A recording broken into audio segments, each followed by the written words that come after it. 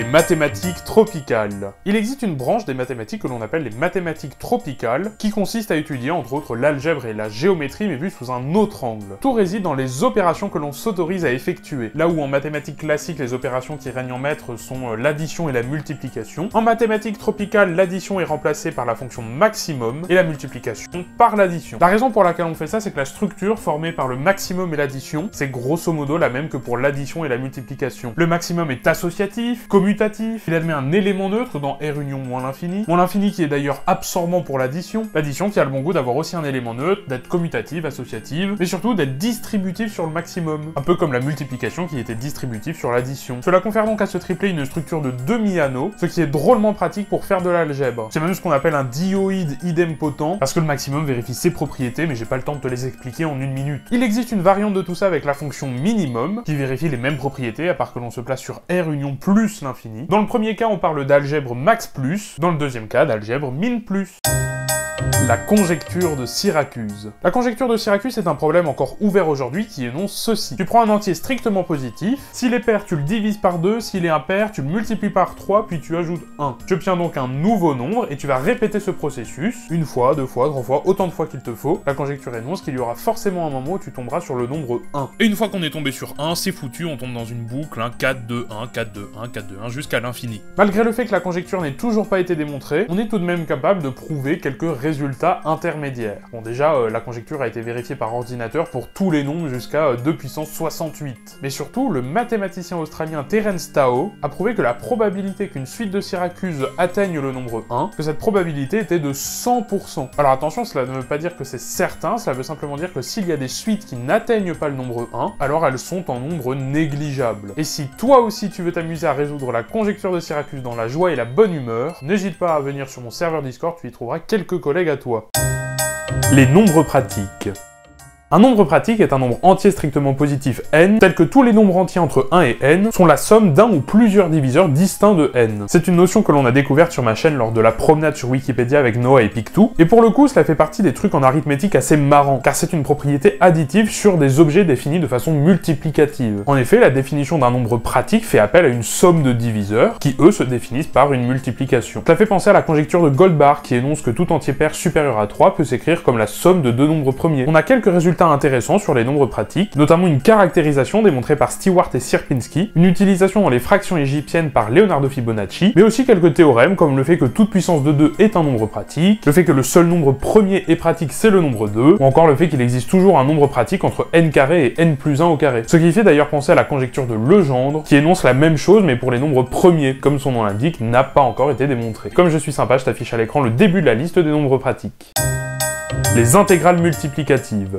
Une intégrale, cela permet en gros de calculer l'aire sous la courbe d'une fonction. Cela peut se définir à l'aide de la limite d'une somme de Riemann, et on retrouve d'ailleurs sur les intégrales plein de propriétés additives, comme la linéarité de l'intégrale, la relation de Chasles, ou encore plein d'autres propriétés compatibles avec une somme. La question que je me pose est, existe-t-il l'équivalent, mais compatible cette fois-ci avec le produit? La réponse est oui, et c'est ce qu'on appelle une intégrale multiplicative. Axel Arnaud en a déjà fait une vidéo, d'ailleurs je vous invite à aller la regarder. Pour définir une intégrale multiplicative, rien de plus simple, il suffit de se rappeler que pour passer du produit à une somme, on utilise le logarithme, et pour faire le contraire, on utilise l'exponentielle. Ainsi, on peut définir l'intégrale multiplicative, donc avec le dt en exposant d'une fonction f continue par morceau et strictement positive sur l'intervalle AB, ça va être l'exponentielle de l'intégrale additive du logarithme de la fonction f. On retrouve alors les mêmes propriétés, mais compatibles cette fois-ci avec le produit. Allez, puisque je suis sympa, voici quelques exemples d'intégrales multiplicatives. Et donc, comme tu peux le voir, on aboutit souvent à des exponentiations, à des fractions, ou même à des racines carrées, des objets très compatibles avec la multiplication. La primorielle. En dénombrement, on utilise très souvent la fonction factorielle qui se définit récursivement de la façon suivante. La factorielle de 0 c'est 1 et la factorielle de n plus 1 c'est la factorielle de n fois n plus 1. On peut alors prouver assez facilement que la factorielle de n c'est le produit de tous les entiers de 1 à n, mais il existe une variante de la factorielle qui s'appelle la primorielle et qui correspond cette fois-ci au produit de tous les nombres premiers de 1 à n. La primorielle est un moyen efficace de générer de petits nombres avec beaucoup de diviseurs. Les nombres 2, 6, 30 et 210 ont respectivement 2, 4, 8 et 16 16 diviseurs. On peut d'ailleurs prouver qu'avec les primoriels, on génère que des nombres de diviseurs qui sont des puissances de 2. Le nombre qui précède une primorielle n'est, contrairement à ce que l'on a pensé au début, pas toujours un nombre premier. Exemple avec 210, qui est la primorielle de 7, et dont le prédécesseur, 209, s'écrit comme 11 fois 19. Ce n'est donc pas un nombre premier. Ce n'est donc pas suffisant de passer par la primorielle pour démontrer le théorème d'Euclide sur les nombres premiers, qui énonce qu'il y en a une infinité. Cependant, on sait qu'une primorielle est toujours un nombre pratique, un sujet que j'ai développé ici il y a 2 jours. L'hypothèse de Riemann. Quand il s'agit d'évoquer un problème encore ouvert à ce jour, l'hypothèse de Riemann revient souvent. Bon, je l'ai déjà résolu sur ma chaîne, mais en me plaçant dans une théorie axiomatique totalement arbitraire, l'idée est de la résoudre dans la théorie ZF. Et si tu ne sais pas ce que c'est, attends le short de demain. L'hypothèse de Riemann concerne une certaine fonction que l'on appelle la fonction de zeta, et qui se définit sur une bonne partie du plan complexe comme la somme des 1 sur k puissance z. Mais pour certaines valeurs de z, cette somme diverge, et on est donc obligé de faire ce qu'on appelle un prolongement analytique de la fonction, afin que celle-ci conserve certaines propriétés. C'est par exemple le cas en z égale -1, où l'on aurait la somme des entiers, 1 plus 2 plus 3, etc. Et on attribue à zeta de -1 la valeur de -1/12 pour des raisons que je ne détaillerai pas ici, mais des raisons qui n'ont rien à voir avec la somme des entiers. Ne dites donc pas que la somme des entiers vaut -1/12 parce que c'est complètement faux. L'hypothèse de Riemann énonce que pour z non réel, si zeta de z vaut 0, alors la partie réelle de z est égale à 1/2. On ne sait pas encore le prouver, mais on sait par exemple que prouver ça, c'est équivalent à prouver que le nombre de nombres premiers croît comme le logarithme intégral, avec une marge d'erreur majorée par racine de x ln de x. La théorie des ensembles. Hier, j'ai évoqué la théorie ZF, qui est la théorie des ensembles sur laquelle se basent la plupart des mathématiques modernes. Le principe de cette théorie est de se baser sur des axiomes, des énoncés mathématiques évidents et indiscutables, qui permettent de construire les objets avec lesquels on travaille, ainsi que les différents théorèmes. L'axiome de base de la théorie ZF, c'est l'axiome de l'ensemble vide, qui postule l'existence d'un ensemble qui ne contient aucun élément. Et grâce à lui, ainsi qu'à d'autres axiomes, on peut créer plein d'autres objets, comme les nombres entiers naturels, ou même les nombres complexes. Je t'ai déjà fait une vidéo sur le sujet, dans laquelle je te montre comment partir des axiomes pour tout construire. Et ce qui est à la fois fascinant et frustrant avec la théorie ZF, c'est qu'on ne peut pas non plus tout faire. Et ça, c'est en partie à cause d'un des théorèmes d'incomplétude de Gödel, qui dit entre autres que cette théorie est incomplète. Il y aura toujours des énoncés indécidables dans cette théorie, ou des objets que l'on ne pourra pas construire. Par exemple, on peut ajouter l'axiome d'antifondation, qui permet de construire des ensembles qui s'auto-appartiennent. La négation de l'hypothèse du continu, qui permet de créer un ensemble dont le nombre d'éléments est strictement compris entre celui de n et celui de r. Ou encore l'axiome du choix, dont je te reparlerai dans quelques jours. Et au passage, voici à quoi ressemblent les premiers entiers naturels dans ZF. Les réels non calculables. Un nombre réel est dit calculable lorsqu'il existe un algorithme déterministe permettant d'énumérer la suite de ses décimales. Par exemple, pi est irrationnel, transcendant et même probablement univers, voire normal. Mais il est parfaitement calculable puisqu'il existe tout un tas de formules permettant de calculer ces décimales. Mais il existe des réels non calculables, comme un réel dont les décimales seraient générées aléatoirement. L'oméga de Chaitin, un nombre de la théorie de la calculabilité impossible à expliquer en une minute, et qui se construit avec des histoires probabilistes de machines de Turing. Les nombres du castor affairé sont incalculables à partir de 1919, mais ils le sont peut-être avant, mais ça reste encore un problème ouvert. Et mon exemple préféré reste celui-ci. On sait qu'il existe un nombre dénombrable d'assertions mathématiques pouvant s'écrire avec un nombre fini de symboles, grâce au codage de Gödel que j'ai évoqué dans ma vidéo sur mon mémoire de licence. On choisit donc une bijection entre l'ensemble des assertions mathématiques qui ont un sens et l'ensemble des entiers naturels, et puis on va construire le nombre réel de la façon suivante. On commence par 0, ensuite si la kème proposition est fausse, on va mettre un 0, si elle est vraie, on va mettre un 1, et si elle est indécidable, on va mettre un 2. On obtient donc un nombre réel parfaitement défini, mais dont il n'existe aucun algorithme pour déterminer ses décimales. La fonction d'erreur. En algèbre différentielle, le théorème de Liouville énonce entre autres qu'avec un certain nombre de fonctions élémentaires, on pourra toujours créer une fonction dont les primitives ne s'expriment pas en fonction de celle-ci. En d'autres termes, pour exprimer une primitive de certaines fonctions, on sera toujours obligé d'inventer un nouveau nom de fonction. C'est par exemple le cas avec la fonction qui à x associe l'exponentielle de -x². Le théorème fondamental de l'analyse nous donne une primitive de cette fonction, et Maxwell Rosenlicht a prouvé en 1968 que cette intégrale est impossible à exprimer avec d'autres fonctions élémentaires. Donc si ton prof de terminale ou de prépa te propose de calculer cette intégrale, il est sûrement en train de te tendre un piège. On a donné un nom à cette intégrale, ou du moins à l'un de ses multiples. Cette fonction, c'est la fonction d'erreur, qui se définit de cette façon. C'est une fonction utile dans l'étude des courbes de Gauss, car cela correspond à l'air sous une certaine courbe de Gauss, représentant une loi normale centrée réduite, mais je n'entrerai pas dans les détails probabilistes. Toujours est-il que cette fonction fait partie d'une catégorie de fonctions qu'on appelle les fonctions spéciales. Il y a plein de fonctions assez célèbres qui font partie de cette catégorie, dont certaines qui font même appel à des notions de terminale, un sujet qui peut être très intéressant à développer, par exemple pour un grand oral. Le nombre de Doty. Il y a plusieurs mois sur ma chaîne, j'ai réalisé une vidéo qui récapitule tout ce qu'il y a à savoir sur la trigonométrie, et vers la fin, j'évoquais le nombre de Dotti. Quand on définit certaines suites à l'aide de fonctions, on aime bien en trouver les points fixes car cela permet d'étudier le comportement de la suite. On dit que x est un point fixe de f quand f de x égale x. Les points fixes d'une fonction, c'est donc les endroits où la fonction va intersecter la fonction identité. On aura donc une intersection avec la première bisectrice, c'est donc les endroits où l'abscisse est égale à l'ordonnée. Pour la fonction sinus, c'est facile, le seul point fixe c'est 0, puisque sinus de 0 est égal à 0, et par des arguments de tangente et de convexité, on peut prouver qu'il est unique. Et pour le cosinus, c'est nettement plus compliqué. La fonction cosinus admet elle aussi un unique point fixe, mais pour le trouver, on a un algorithme que l'on appelle la recherche par dichotomie. On constate que le point fixe se situe entre a égale 0 et b égale pi sur 2. On prend x égale pi sur 4, le milieu entre a et b. Si cos x est plus grand que x, alors on change a en x, sinon on change b en x. Puis ensuite, on prend comme nouveau x le milieu entre a et b. Ainsi, en répétant ce processus, on se rapproche du point fixe du cosinus, que l'on appelle nombre de Dotti, qui vaut environ 0,739, et qui correspond au nombre vers lequel on tend quand on tape plusieurs fois sur la touche cos de sa calculatrice. Les arbres de preuve. Il y a quelques mois, je t'ai présenté mon mémoire de licence, dans lequel j'évoquais les démonstrations formelles par arbre de preuve. Tu le sais, en maths, on doit tout démontrer, sinon c'est pas des maths. Et on peut le faire avec un niveau de rigueur et de formalisme plus ou moins élevé. Par exemple au collège, quand on t'enseigne le théorème de Pythagore, on te montre 7 vidéos. Et ça suffit à montrer que ça marche. Et le niveau de rigueur et de formalisme le plus élevé, c'est de passer par les axiomes. Un axiome, c'est une assertion mathématique que l'on considère comme vraie sans démonstration, soit parce que c'est évident, comme l'existence de l'ensemble vide, dont je t'ai parlé d'ailleurs il y a quelques jours lorsque je t'ai présenté la théorie des ensembles, soit parce qu'on en a besoin pour construire une théorie, comme c'est par exemple le cas avec l'axiome du choix. Et donc une démonstration véritablement formelle et rigoureuse, on doit pouvoir démontrer les choses à partir des axiomes, et en utilisant des raisonnements logiques que l'on va appeler des règles d'inférence. Ensuite, il y a plusieurs solutions. Soit on rédige la preuve en langage naturel, dans notre langue natale, en utilisant des soit x tels que, des donc, alors, si, sinon. Soit on peut compresser tout ça dans ce qu'on appelle un arbre de preuve, et qui sera nettement plus universel et intemporel car indépendant de notre langue natale. Et donc voici à quoi ressemble un arbre de preuve. Ici on a la démonstration que 1 est un entier naturel, parce que pour prouver que 1 est un entier naturel, il suffit de prouver que 1 c'est le successeur de 0 et que le successeur de 0 est un entier naturel. Pour prouver que 1 c'est le successeur de 0, il suffit de prouver que 1 est défini comme le successeur de 0, et alors donc ça c'est vrai, par définition on peut dire que c'est un axiome. Pour prouver que le successeur de 0 est un entier naturel, il suffit de prouver que 0 est un entier naturel, et que si 0 est un entier naturel, alors le successeur de 0 est un entier naturel. 0 est un entier naturel, c'est un axiome. Et ensuite, pour prouver l'implication, il suffit de prouver que cette implication est vraie pour tout x. Et ça aussi, c'est un axiome. Alors pour autant, cela ne rend pas forcément les démonstrations véritablement universelles, car la validité d'un arbre de preuve dépend toujours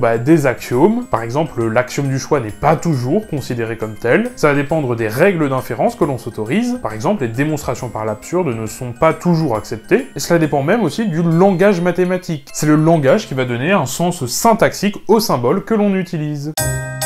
Les nombres de skews. Quand on pense à de très grands nombres, on évoque souvent le nombre de Graham ou la fonction tri, mais on parle très rarement des nombres de skews. Et pourtant, c'est assez simple à expliquer. En arithmétique, tout le monde sait à quel point j'adore ça, la plus grande difficulté que l'on rencontre encore aujourd'hui, c'est la méconnaissance de la répartition des nombres premiers. On sait depuis Euclide qu'il en existe une infinité, mais on ne sait pas prédire où est-ce qu'ils se situent, à un tel point qu'un grand nombre de problèmes encore ouverts en mathématiques et sur lesquels se penchent les mathématiciens sont des problèmes en lien plus ou moins direct avec les nombres premiers. Je t'en ai déjà fait un short que je t'invite à aller voir. Une façon de formaliser la répartition des nombres premiers, c'est de créer la fonction de compte des nombres premiers. Pi de x, c'est le nombre de nombres premiers inférieur ou égaux à x. Alors il est très facile de prouver que cette fonction pi est croissante, il est nettement plus difficile de trouver une approximation en plus l'infini de cette fonction pi. Mais on sait quand même le faire, et on sait que la fonction pi est équivalente en plus l'infini à la fonction logarithme intégrale, qui se définit de la façon suivante. Et quand on regarde les courbes des deux fonctions, on a deux constats à faire. Premièrement, les deux courbes semblent quasiment se superposer au bout d'un moment, ce qui est logique puisque les deux fonctions sont censées être équivalentes. Mais on constate deuxièmement que la courbe du logarithme intégral semble toujours légèrement au-dessus de la fonction pi, si bien qu'en regardant pour de très grands nombres sur ordinateur, cela semble se confirmer. Et pourtant, c'est faux, il existe bien un endroit où les deux courbes s'intersectent, et donc un endroit où la courbe du logarithme intégral passe en dessous de la courbe de la fonction pi. Mais cet endroit, on ne le connaît pas encore, on possède juste des majorations qui dépendent en plus de la véracité de l'hypothèse de Riemann, un sujet dont je t'ai déjà parlé il y a quelques jours. Si l'hypothèse de Riemann est vraie, ce point d'intersection est plus petit que 10 puissance 10 puissance 10 puissance 34, le premier nombre de skews, et si l'hypothèse de Riemann est fausse, alors ce point d'intersection est plus petit que 10 puissance 10 puissance 10 puissance 963, le deuxième nombre de skews. Des majorations qui ont depuis été largement réduites. La théorie des jeux.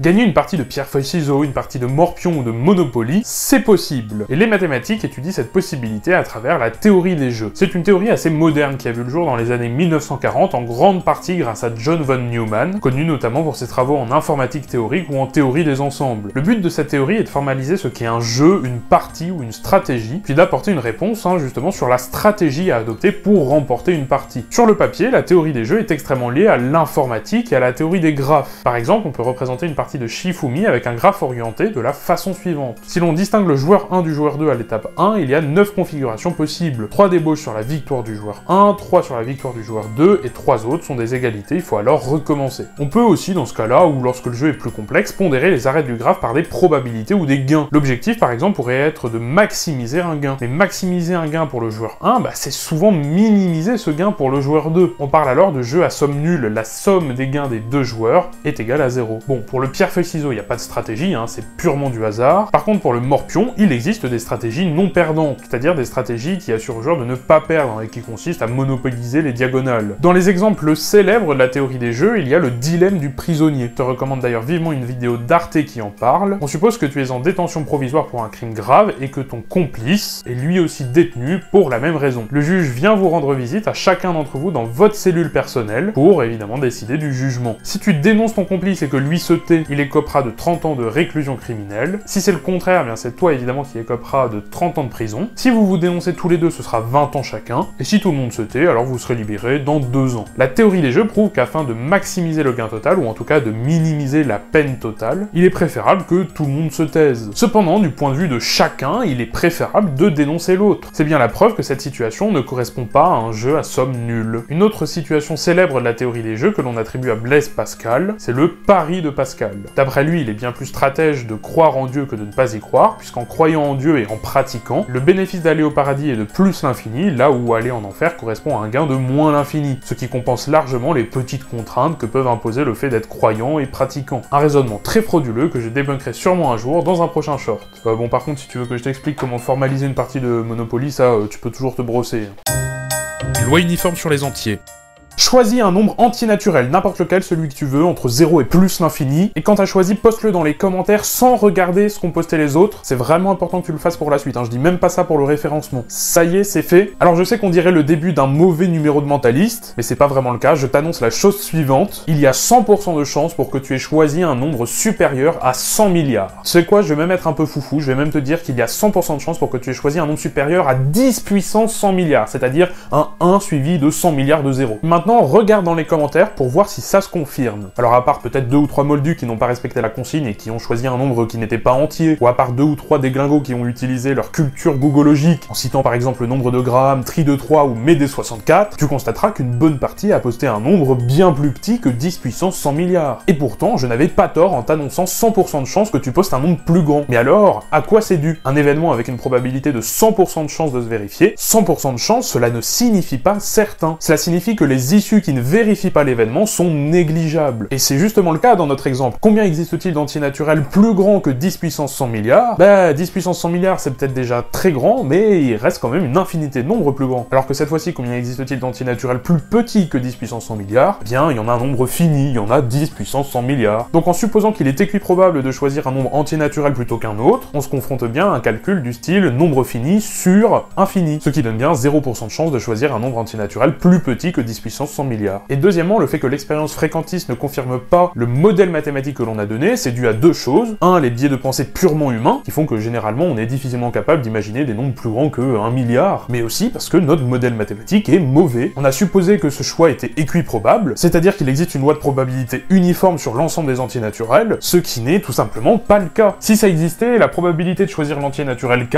ça serait indépendant de K, ça serait une constante P. Si cette constante P est strictement positive, la somme des probabilités jusqu'à plus l'infini, normalement ça devrait donner 1, parce que ça devrait donner l'événement certain, l'union disjointe de tous les x égale k, mais additionner une infinité de fois une constante strictement positive, ça donne plus l'infini, donc un truc strictement plus grand que 1. Et à l'inverse, si p est égal à 0, additionner une infinité de 0, ça donne 0, donc ça donne un truc strictement inférieur à 1. Donc impossible d'obtenir 1. On peut toutefois s'en sortir avec les nombres surréels, dont je te reparlerai dans quelques jours, mais bon, dans notre modèle standard, pour les nombres antinaturels, ça ne marche pas. Par contre, pour les nombres réels, bizarrement, ça marche. Si je te demande de choisir un nombre réel entre 0 et 1, eh bien tu peux faire ce choix de façon équiprobable. Le fait que ça fonctionne, c'est qu'avec R ou un intervalle réel, on travaille sur des espaces continus. Et donc quand on fait des calculs de probabilité, on utilise des intégrales plutôt que des sommes. Faire des probabilités uniformes, ça marche donc avec des ensembles finis, ça marche avec des ensembles infinis indénombrables, mais ça ne marche pas avec des ensembles infinis dénombrables. Et ce constat-là, moi je le trouve vachement fascinant. Bon, à moins d'étendre la définition de ce qu'on appelle une probabilité, mais on rentrerait dans des détails de la théorie de la mesure, et on n'a pas le temps. Un carré est un cercle.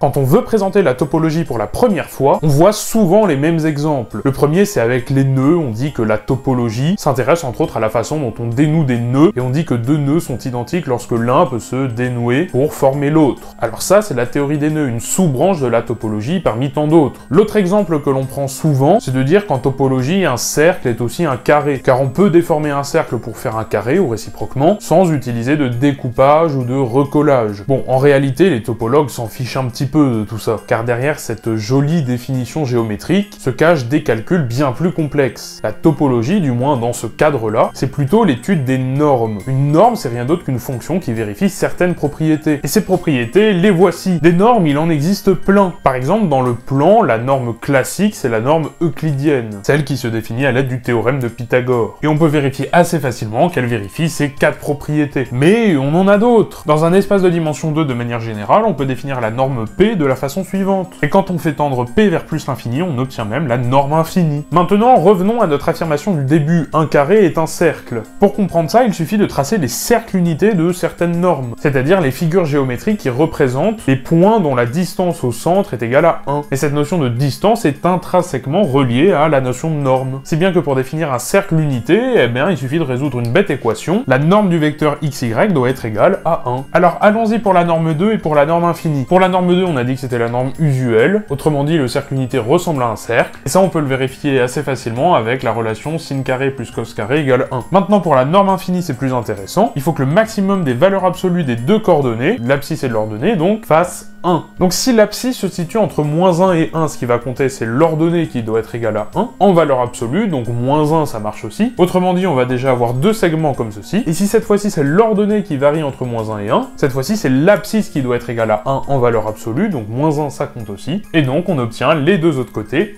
du carré. Ce carré représente donc le cercle unité pour la norme infinie. Ce carré est donc un cercle. Alors certains qui regardent actuellement ce short s'insurgent peut-être et se disent que l'on pouvait traiter la question d'une autre façon, en parlant par exemple d'homéomorphisme. Un carré est homéomorphe à un cercle. Alors c'est vrai, mais la notion d'homéomorphisme a fait intervenir la notion de bijection, de continuité, de fonction réciproque, le tout dans des espaces métriques ou des espaces vectoriels, des couches d'abstraction supplémentaires qui n'ont pas le temps d'être développées ici. Les nombres surréels. Il y a quelques jours, je t'ai parlé des probabilités uniformes. J'ai évoqué les nombres surréels et je vais t'expliquer aujourd'hui à quoi ça sert. Bon, les nombres réels, c'est bien, c'est joli, mais ça ne permet pas de formaliser l'infiniment grand ou l'infiniment petit. C'est John Conway qui a eu l'idée de créer un ensemble de nombres contenant à la fois tous les nombres réels, mais aussi les nombres transfinis, c'est-à-dire les nombres qui servent à numéroter les chambres de l'hôtel de Hilbert, dont il existe déjà toute une tripotée de vidéos sur YouTube. Tu sais, ces nombres qui s'écrivent avec des oméga, oméga plus 1, oméga x 2, oméga carré, oméga puissance oméga, ou ce genre d'immondice. Mais John Conway voulait aller plus loin, donner à cet ensemble une structure de corps, c'est-à-dire la possibilité d'additionner ces nombres entre eux, de les multiplier entre eux, mais aussi de les soustraire, ce qui n'était pas possible avec les nombres transfinis, et encore mieux de les diviser entre eux, à condition que le diviseur soit non nul. La division donne alors naissance aux nombres infinitésimaux, puisque l'inverse d'oméga, 1 divisé par oméga, que l'on notera epsilon, puisqu'oméga c'est un nombre infiniment grand, epsilon ce sera un nombre infiniment petit. Et donc évidemment, cette relation est vérifiée. Et en plus de tout ça, on est libre de calculer la racine carrée de ces nombres, faire des exponentiations, des logarithmes, etc. Maintenant, à quoi ça sert? La réponse est simple. Si je te demande de calculer cette limite, bon, on a une forme indéterminée, l'infini sur l'infini, la méthode classique est d'utiliser la méthode du banquier, c'est-à-dire faire plus 1 moins 1 au numérateur, on peut sortir le moins 1 de la fraction, ça tend vers 1, ça tend vers 0, et donc le tout tend vers 1. L'autre solution, c'est de transformer ça avec des nombres surréels. On va remplacer tous les n par garder oméga. Oméga qui représente en fait ce plus l'infini dans les entiers naturels. Toujours la technique du banquier, on obtient 1 moins 1 sur oméga plus 1. Oméga plus 1 c'est strictement plus grand qu'oméga, donc 1 sur oméga plus 1 c'est strictement plus petit que 1 sur oméga, c'est-à-dire epsilon,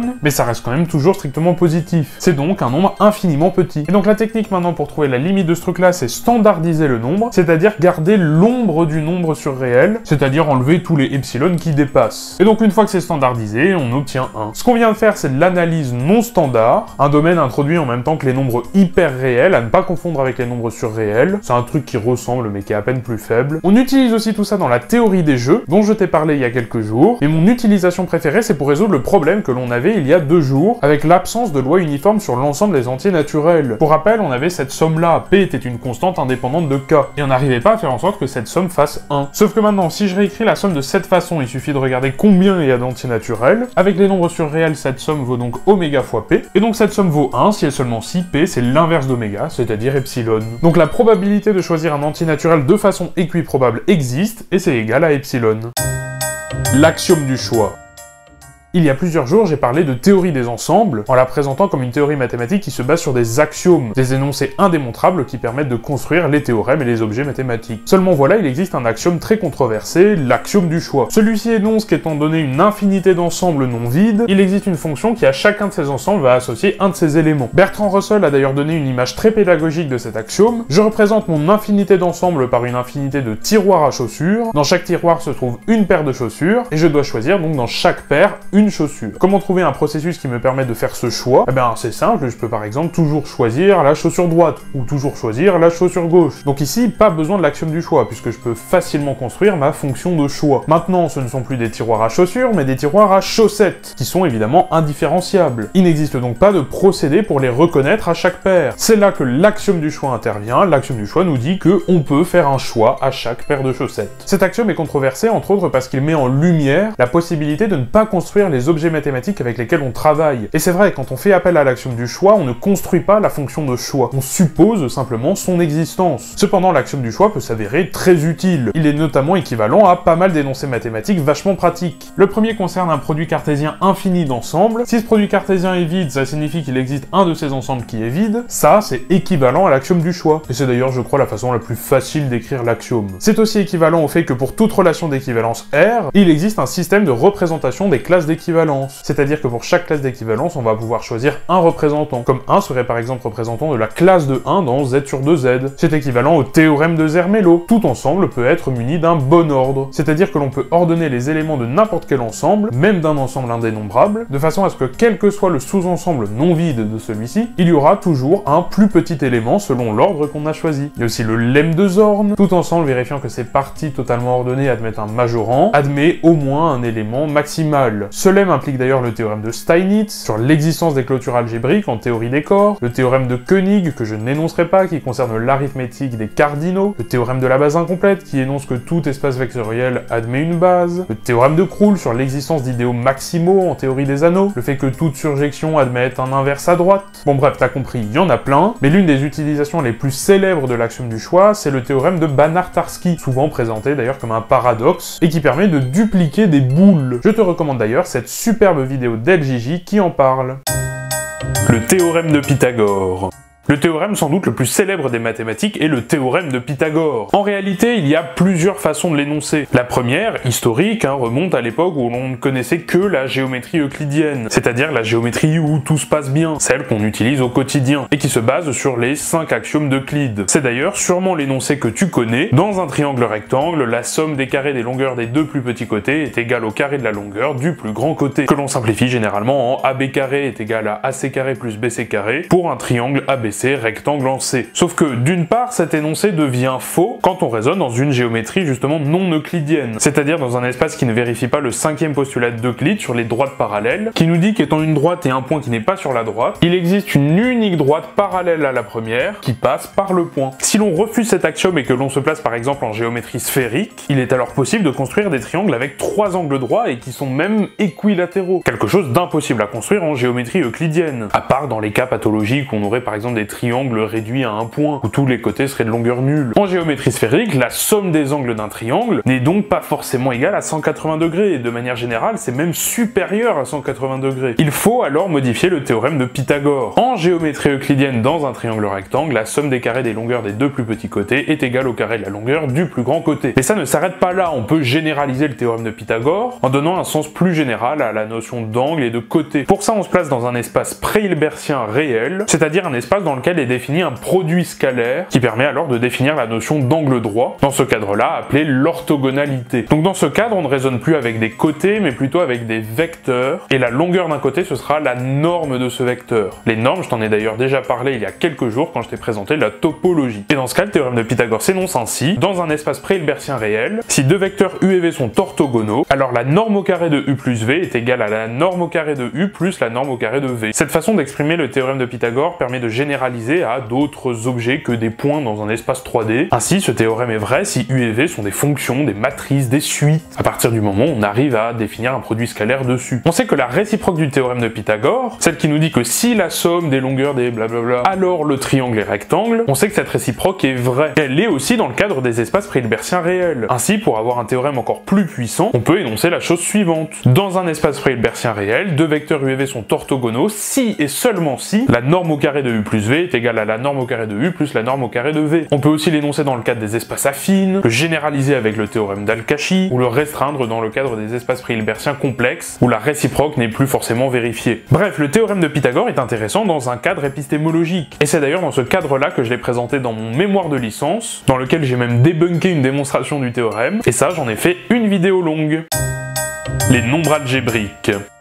En seconde, quand on t'enseigne les ensembles classiques, on t'enseigne celui des antinaturels, des antirelatifs, des rationnels, des réels. Parfois, on évoque les décimaux et les complexes. Mais il y a aussi un ensemble entre Q et R que l'on n'évoque pas pratiquement jusqu'à la licence, voire même le master. Il s'agit de l'ensemble des nombres algébriques. Cet ensemble, c'est l'ensemble des réels racines d'un polynôme non nul à coefficient rationnel. Un polynôme, tu sais ce que c'est, je t'en ai déjà fait une vidéo sur le sujet dans laquelle je t'explique pourquoi il n'y a pas de polynôme en physique. Un polynôme, c'est en gros une combinaison linéaire de puissance de x. Et les racines d'un polynôme p non nul, ce sont les x qui vérifient p de x est égal à 0. Et si en plus de ça les coefficients de p sont des nombres rationnels, et si x est réel, alors on pourra dire que x est algébrique. Alors évidemment les rationnels z sont algébriques, puisqu'ils sont racines du polynôme x moins z. On peut même montrer facilement que toutes les racines n de rationnels sont aussi algébriques, puisqu'elles sont racines de x puissance n moins z. En revanche, il existe des nombres non algébriques qu'on appelle les transcendants. C'est le cas par exemple avec pi, avec le nombre e, avec le nombre de Doty, dont je t'ai parlé il y a plusieurs jours, et tout ceci se démontre grâce au théorème d'Hermite-Lindemann, qui énonce que si x est algébrique, alors l'exponentiel de x, lui, est transcendant. Par les formules d'Euler avec les nombres complexes, on obtient aussi que c'est le cas pour cosinus x et sinus x. Bon, tout ça, évidemment, c'est à condition que x soit non nul, mais tout ceci a d'ailleurs permis de prouver l'impossibilité de la quadrature du cercle, grâce notamment au théorème de Wenzel. Bon, je serais bien tenté de t'expliquer les démonstrations de tout ça, mais les démonstrations nécessitent plusieurs pages, et nécessitent aussi des connaissances en théorie de Galois, donc on va s'en passer. Un truc intéressant, c'est qu'on peut calculer la clôture algébrique d'un ensemble de nombres. La clôture algébrique de E dans F, c'est l'ensemble des x dans F, tel qu'il existe un polynôme de E crochet x, donc un polynôme à coefficient dans E, tel que P de x est égal à 0. Par exemple, la clôture algébrique de Q, c'est A plus IA, où A c'est l'ensemble des nombres algébriques réels qu'on a vu tout à l'heure. Et oui, là il faut bien du i, parce que par exemple le polynôme x carré plus 1 admet deux racines complexes, i et moins i. Plus fascinant encore, on peut définir l'ensemble des nombres complexes comme la clôture algébrique de R. Les nombres complexes, ce sont donc par définition les racines de polynômes réels. Autre fait intéressant, on peut prouver que la clôture algébrique est idempotente, c'est-à-dire que la clôture de E, c'est la clôture de E. Bon, ces histoires de clôture algébrique, on peut les généraliser à n'importe quel corps. Je t'ai déjà introduit le concept de corps quand je t'ai parlé des nombres surréels il y a quelques jours, mais on peut aussi l'étendre, pourquoi pas, à n'importe quel ensemble, à partir du moment où tu définis correctement les polynômes dessus. D'ailleurs, à ce propos, je te mets au défi de trouver la clôture algébrique de l'ensemble 0, 1, c'est-à-dire l'ensemble des racines des polynômes qui s'écrivent avec des coefficients soit nuls, soit égaux à 1. N'hésite pas à proposer ta solution en commentaire. Les préordres. Ce symbole-là, c'est ce qu'on appelle une relation d'ordre. Une façon de dire qu'un objet mathématique est plus petit qu'un autre en fonction des règles qu'on s'est fixées. Une relation d'ordre doit vérifier ses trois propriétés, réflexivité, antisymétrie et transitivité. Mais on a quelque chose qui existe, qui est plus faible en termes de propriétés, mais bien plus courant et parfois plus utile, ce sont les préordres. Un préordre ne vérifie juste simplement pas forcément l'antisymétrie. Dans les exemples et contre-exemples que l'on donne souvent pour les relations d'ordre, il y a la divisibilité. Alors dans N, tout fonctionne bien, on peut vérifier que les trois propriétés sont vérifiées, et donc notamment l'antisymétrie. Si A divise B et que B divise A, alors A est égal à B. La relation est donc bien antisymétrique. Bref, la divisibilité dans N, c'est une relation d'ordre. Mais les choses se compliquent dans Z. Ben oui, 1 il divise moins 1 divise 1, pourtant 1 n'est pas égal à moins 1. Donc la divisibilité dans Z n'est pas antisymétrique, donc ce n'est pas une relation d'ordre. Par contre, elle est toujours réflexive et transitive, donc c'est un préordre. On peut même généraliser cet exemple à n'importe quel anneau commutatif, ça c'est si tu sais ce que c'est. Dans un espace vectoriel normé non trivial, on peut aussi définir facilement un préordre. On pourra dire que U est plus petit que V si et seulement si la norme de U est plus petite que la norme de V. Ça aussi c'est un préordre qui n'est pas antisymétrique, puisque par exemple la norme de U, elle est égale à la norme de moins U, elle est bien inférieure ou égale et supérieure ou égale, pourtant U n'est pas égal à moins U. Cet exemple peut aussi inspirer un préordre très naturel. Admettons que j'organise un concours à la MrBeast, où le but est de s'éloigner le plus de moi en 24 heures. Si je compare les joueurs en fonction de la distance parcourue, eh bien je peux avoir des ex-aequo, deux joueurs qui auront parcouru la même distance, mais qui pourtant ne sont pas les mêmes. Autre exemple en théorie des graphes, je travaille avec un graphe orienté, je peux alors introduire la notion de être accessible depuis. Et cette relation est un préordre. C'est réflexif puisqu'un sommet est accessible depuis lui-même, il suffit de pas bouger. C'est transitif puisque si C est accessible depuis B et que B est accessible depuis A, alors C va être accessible depuis A. Est-ce que c'est antisymétrique? Alors avec cet exemple, oui. Pourquoi? Tout simplement parce qu'il n'y a pas de cycle. Avec un graphe sans cycle, on aura donc une relation d'ordre, mais dès lors qu'on rajoute un cycle ici, par exemple C il est accessible depuis B, mais maintenant B est aussi accessible depuis C. Pourtant B n'est pas égal à C. Enfin, en théorie de la mesure, on peut aussi comparer les objets mathématiques en fonction de leur mesure, un peu comme on l'a fait avec les vecteurs et les normes. Par exemple, en théorie des ensembles, on a le cardinal, qui permet d'introduire le préordre de l'injection. On dira qu'un ensemble A s'injecte sur B lorsque le cardinal de A est plus petit que le cardinal de B, que l'on peut réécrire en disant qu'il existe une fonction injective de A vers B. Ça aussi, c'est un préordre très utile, puisque cela permet d'obtenir une reformulation intuitive du théorème de Cantor-Bernstein. C'est le théorème qui énonce que si A s'injecte sur B et que B s'injecte sur A, alors A est équipotent à B. Ils sont équipotents, ils sont pas forcément égaux, c'est pour ça que c'est un préordre et pas une relation d'ordre. Équipotent, ça veut juste dire qu'ils ont le même cardinal. Mais en fait, cette équipotence, c'est justement ce qu'on appelle une relation d'équivalence. Et on peut définir une relation d'équivalence à partir d'un préordre. Pour ça, il suffit simplement de remplacer le symbole égal de l'antisymétrie par la relation d'équivalence qu'on souhaite définir. Et maintenant, je te mets au défi d'inventer au moins 3 préordres avec des fonctions à valeur réelle. Il y a plein de possibilités, alors essaye d'être créatif. Je partagerai vos meilleures trouvailles dans une vidéo longue. L'arc-cosinus hyperbolique.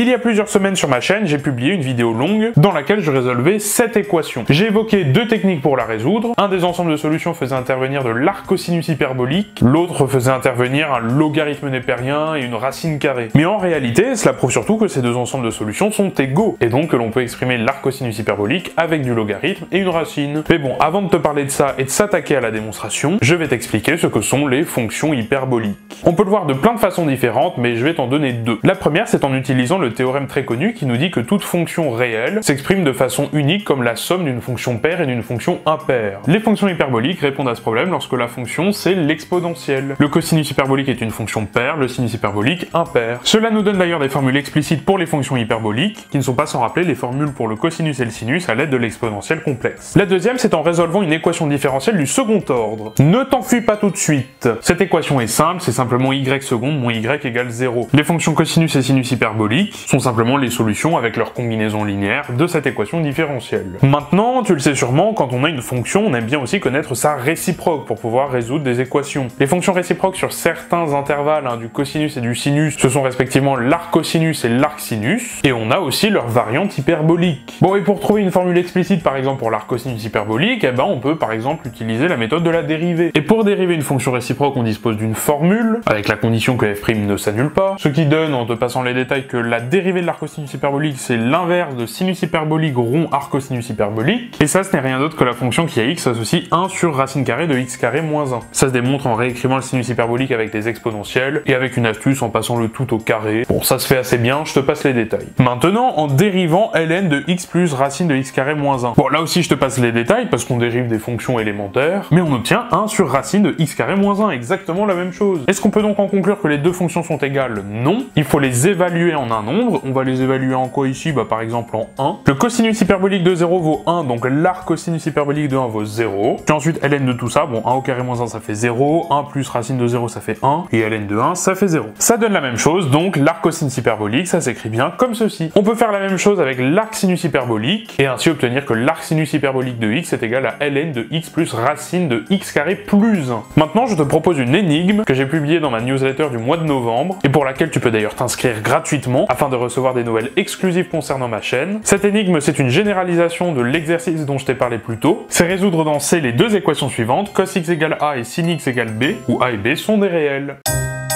Les pseudo-distances.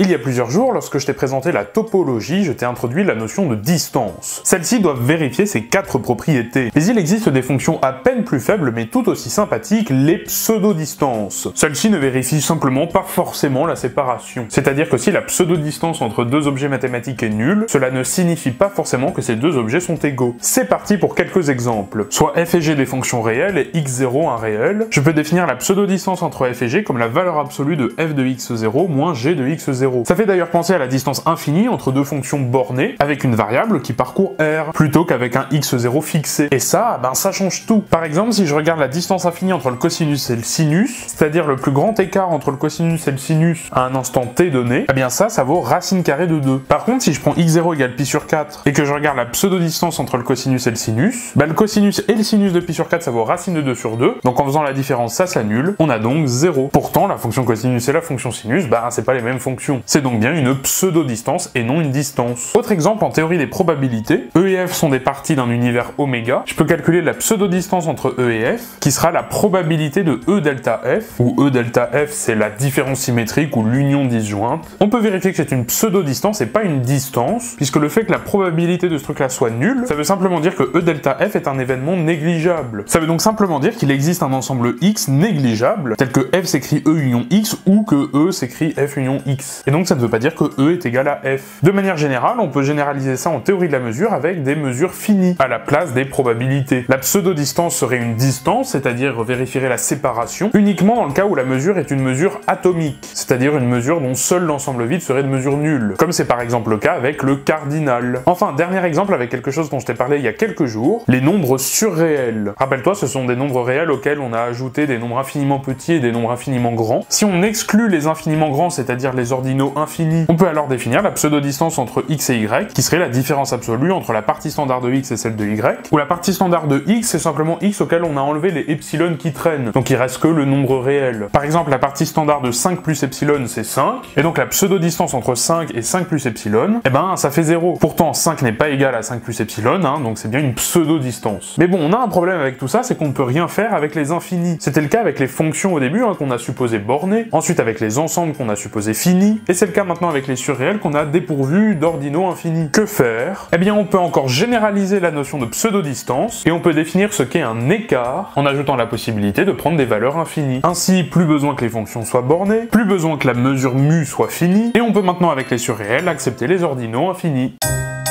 Le constructivisme.